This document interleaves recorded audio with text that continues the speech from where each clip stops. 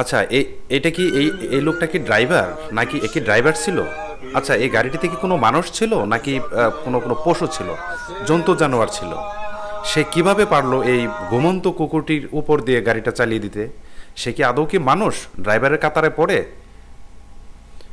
তার তো উচিত ছিল গাড়িটা স্লো করা এবং সেই প্রাণীটিকে সেখান থেকে চলে যাওয়ার সুযোগ করে দেওয়া। কিন্তু তা না করে সে কি করলো? গাড়িটা তার উপর দিয়ে চালাই দিল। আচ্ছা, আমরা কি আদৌ কি মানুষ হতে পেরেছি?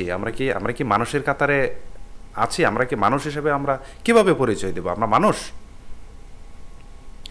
এই পরিচয়টা কি দেওয়া যায়? যায় না।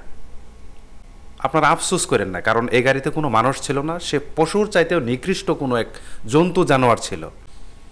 আসলে এখানে দোষটা কুকুরের। কারণ মানুষ সৃষ্টির সারা জীব, মানুষ যাবে সেই রাস্তা দিয়ে, আর সেই রাস্তায় কুকুরটা শুয়ে থাকবে। এটা তো আসলে, এটা তো কুকুরেরই দোষ, তাই না? আপনার আফসোস করার কিছু নেই।